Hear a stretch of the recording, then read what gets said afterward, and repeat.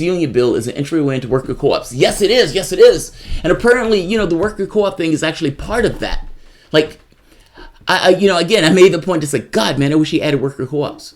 I was listening to Richard Wolff, and Richard Wolff kind of made the point that worker co-ops is part of the plan that Sanders is talking about.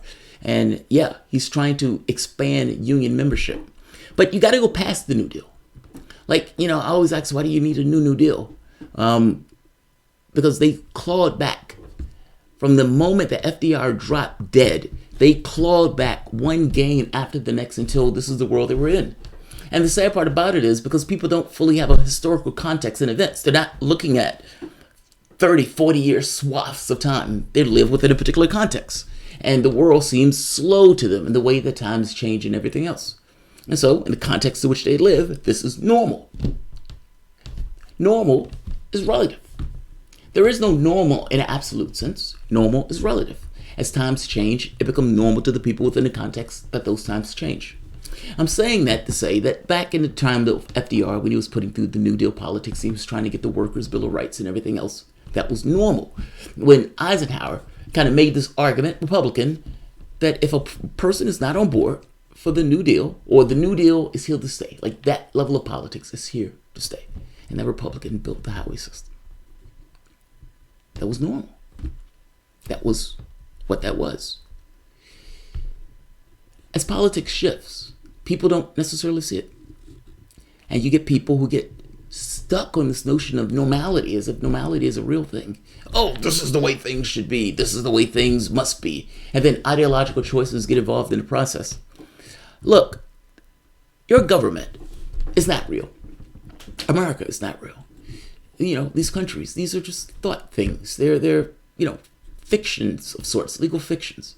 If all the laws in the world in existence was put into a book and an alien life form came to this planet, the book is real, the ink is real, the pages are real, they would have no fucking clue what those laws are.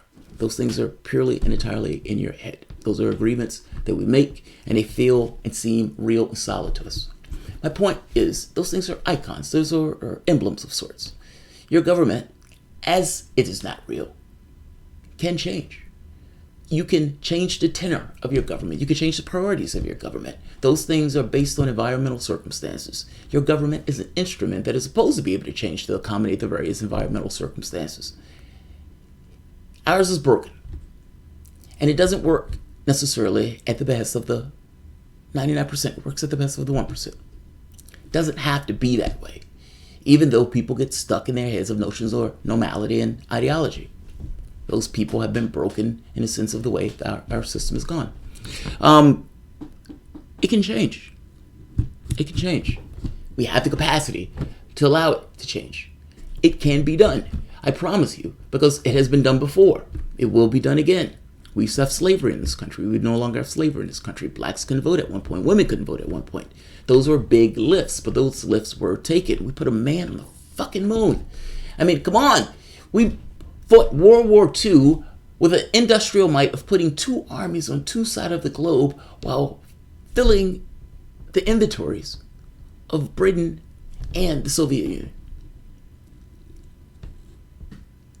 Don't tell me we can't get rid of poverty. Don't tell me we can't supply health care to each and every person in this country as an evolved society. Don't tell me we can't ensure that each and every person can get an education to the degree that they want an education, or they want old people retire after giving their minds and their brains and their muscles to the entirety of this society for 50, 60 years.